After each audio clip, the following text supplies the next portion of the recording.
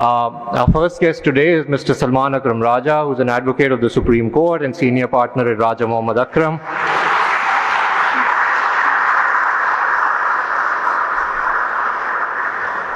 Mr. Raja has litigated many important constitutional law cases. He has taught law, he has written about the law, and continues to be an important and influential voice in newspapers and television screens. He's a graduate of Cambridge, SOAS and Harvard Law School. Thank you, Mr. Raja, for being here. कुछ लोग ये कहेंगे, नाक़दीन ये कहेंगे कि अगर आप कह रहे हैं कि हम सीनियरिटी को फॉलो ना करें और हम जुडिशल कमीशन पे एतमाद करें और जो उनके चॉइसेस हैं, तो आप फिर सिर्फ जो नताइज हैं, कॉन्सिक्वेंसेस हैं, उन पे फोकस कर रहे हैं, प्रोसेस को आप इग्नोर कर रहे हैं. तो अगर किसी शख्स को जो आपको पसंद है जज बना दिया जाता है तो आप तालियां बजाएंगे और आप कहेंगे बहुत अच्छा, लेकिन वो जो प्रोसेस है वो लोगों से ढका छुपा रहेगा और उनका एतमाद उस प्रोसेस से ख़त्म हो जाएगा. So you are focusing allegedly on the results and not the process, and that some will say will eventually damage the integrity of the judicial system. जी, पहले मैं इसी का जवाब दे दूं, बिल्कुल ऐसा नहीं है. देखिए, मैंने तो यही गुजारिश की कि हमें जुडिशल कमीशन की जो तश्कील है उसके हवाले से बहस करनी चाहिए, जद्दोजहद करनी चाहिए. जुडिशल कमीशन की तश्कील इसीलिए मैंने 18वीं तरमीम का हवाला दिया, फिर उसके साथ 19वीं तरमीम ने क्या किया और फिर मुनीर भट्टी केस ने क्या किया. तो ये तमाम बात प्रोसेस का हिस्सा है कि फैसला करने वाले लोग कौन हैं, उसके बाद जो वो फैसला करते हैं. उसमें मंसूर ने कुछ जिक्र किया कि क्यों नाम पेश करने की जो इस्तात है वो सिर्फ चीफ जस्टिस साहब को हो, क्यों दीगर मेंबरान को ये इस्तात हासिल नहीं है. ये तमाम वो जायज़ नौयत की बहसें हैं जो हमें करनी चाहिए. यहाँ हमें बतौर बार अपना रोल प्ले करना चाहिए, लेकिन हम इस तमाम बात को नज़रअंदाज कर देते हैं जब अब हम कहते हैं कि नहीं, हमें तो सिर्फ सीनियरिटी चाहिए. ना हमने जुडिशल कमीशन की तश्कील पे कोई बहस करनी है, ना हमने जुडिशल कमीशन के प्रोसेस को बेहतर बनाने के लिए कोशिश करनी है. हमें तो एक लाइन का ये चाहिए प्रोसेस कि जो सीनियर है उसकी तारीख देखें और उसको अपॉइंट कर दें. तो ये तो मुकम्मल तौर पे आप निज़ाम को मफलूज कर रहे हैं. आप कह रहे हैं हमें कोई निज़ाम चाहिए ही नहीं. हम ये कहते हैं कि हाई कोर्ट में जो लोग आते हैं उनकी अपॉइंटमेंट्स मुतनाज़ होती हैं.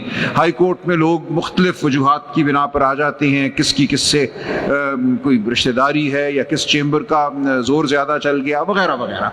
ये हम शिकायत आम करते हैं. और उसके बाद ये कहना कि जो लोग हाई कोर्टों में एक मुतनाज़े तरीके के ज़रिए आए हैं उसके बाद उनकी कारकर्दगी को ना देखा जाए, बस 7-8 साल के बाद ये देख लिया जाए कि उनमें अब सीनियर कौन हो गया है और उसको सुप्रीम कोर्ट भेज दिया जाए. मुझे इतना बड़ा ये एक इसमें खला नज़र आता है इस लॉजिक में. ये क्या मंतक है कि एक तरफ तो आप हाई कोर्ट की तश्कील के हवाले से नाला हैं और फिर उसी हाई कोर्ट से आप कहते हैं सीनियर मोस्ट को सुप्रीम कोर्ट ले जाओ.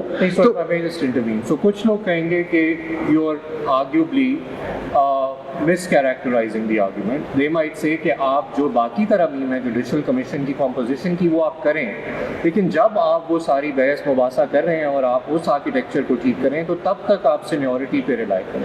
देखिए, ये कैसे हो सकता है कि आप आइन को नज़रअंदाज कर दें? तब तक आइन की जो इस वक्त इबारत है उसको आप कैसे नज़रअंदाज कर सकते हैं? आइन ये तो नहीं कह रहा कि आपने सीनियर मोस्ट को अपॉइंट करना है. आपने बहुत बड़ी तरक्की की है.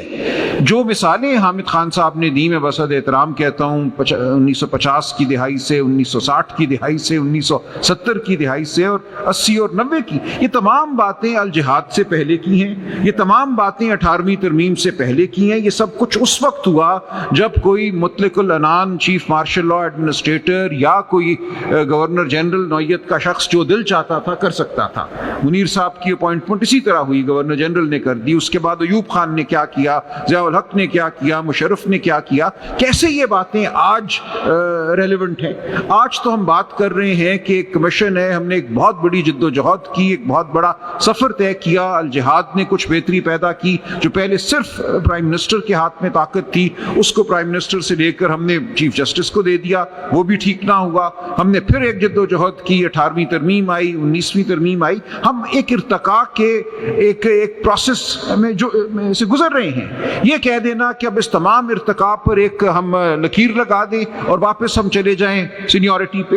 ارتقا ہوتی ہے, ارتقا کے دوران آپ ایسا نہیں کرتے کہ آپ مکمل طور پہ نظام کو جامد کر دیں, اس کو ختم کر دیں اور ایک ایسا بظاہر اصول اپنا لیں جس کا آئین کے متن سے کوئی تعلق نہیں ہے. ہمیں آئین کے اندر رہتے ہوئے ایک جد و جہد کرنی ہے. ہمیں کہنا ہے کہ جوڈیشل کمیشن کی تشکیل بہتر کرو, ہمیں کہنا ہے اس میں ٹرانسپیرنسی بہتر کرو, ہمیں وجوہات بتاؤ وغیرہ وغیرہ. یہ تمام چیزیں جائز ہیں. خواتین کو اگر آپ نظر انداز کرتے ہیں تو ہمیں اس پہ آواز اٹھانی ہے. کیوں آپ نے اس خاتون کو نظر انداز کیا؟ جسٹس ناصرہ نے جو مثالیں دی ہیں, یہ تھی بحث جو ہمیں کرنی چاہیے تھی اور جو ہمیں آئندہ کرنی چاہیے. حامد خان صاحب جو مثالیں دے رہے ہیں ان مثالوں سے تو ہم آگے بڑھ چکے ہیں نا. ہم نے الجہاد کیا, 18ویں ترمیم کیا, ہمیں اب آگے مزید آگے بڑھنا ہے. لیکن سینیورٹی کو اڈاپٹ کرنا بالکل اس تمام 50 سالہ میں سمجھتا ہوں تگ و دور پروسیس کی نفی ہے. یہ کہہ دینا کہ ہم نے کچھ بھی اچیو نہیں کیا. دیکھیں آج بھی جو متنازع اگر سپریم کورٹ میں کوئی اپوائنٹمنٹ ہوئی ہے تو 5-4 کی اکثریت سے ہوئی ہے نا. 4 کو تو موقع ملا, ہم سب کو بھی سننے کا موقع ملا کہ جوڈیشل کمیشن میں کیا ہوا ہے. جرنلسٹ نے بات کی, اخباروں میں چھپا, یوٹیوب چینلز پہ بات ہوئی. تو کیسے ہم کہہ سکتے ہیں کہ ٹرانسپیرنسی میں اضافہ نہیں ہوا؟ یقیناً اضافہ ہوا ہے. ابھی ہم وہاں نہیں پہنچے جہاں ہم پہنچنا چاہتے ہیں, لیکن ہمارا جو یہ عمل ہے, جو نظام ہے, یہ ارتقاء کے مراحل سے گزر رہا ہے اور بہتری کی ہمیں توقع رکھنی چاہیے. یہ کہہ دینا کہ پاکستان میں کبھی کوئی فیصلہ ٹھیک نہیں ہوگا, پاکستان میں ہمیشہ گورنر جنرل اور مارشل لا ایڈمنسٹریٹر نوعیت کے فیصلے ہوں گے, اس لیے ہمیں کوئی نظام نہیں چاہیے, ہمیں صرف سینیورٹی چاہیے, یہ شکست ہے. ذہن کی بھی شکست ہے اور اصول کی بھی شکست ہے. میں کسی طرح اس کو نہیں مان سکتا. خان صاحب نے بات کی کہ یہ متفقہ ہمارا فیصلہ ہے, ہوگا, لیکن بطور وکیل, بطور ایک قانون کے طالب علم میں ضرور اپنی آواز اٹھاتا رہوں گا. منصور بھی بات کریں گے, جسٹس ناصرہ بھی بات کریں گی. ہمیں بات کرتے رہنا ہے اور یہ توقع کرنی ہے کہ بحیثیت مجموعی ہم پھر کوئی غلط فیصلہ نہ کر بیٹھیں. میں نے گزارش کی 2010 میں ہم نے غلط فیصلہ کیا جب ہم نے 18ویں ترمیم کو چیلنج کیا. اس کے نتائج ہم نے بھگتے. منیر بھٹی کیس اسی کی شے کی وجہ سے آیا سامنے, جب سپریم کورٹ کو یہ لگا کہ تمام بار ہمارے ساتھ کھڑی ہے اور یہ چاہتی ہے کہ تمام طاقت افتخار چودھری صاحب کے ہاتھ میں ہو. انہوں نے کر ڈالا جو کیا انہوں نے. آج ہمیں ریزسٹ کرنا ہے, بحث کرنی ہے, لیکن ہمیں اپنے ارتقاء کے عمل کی نفی نہیں کرنی.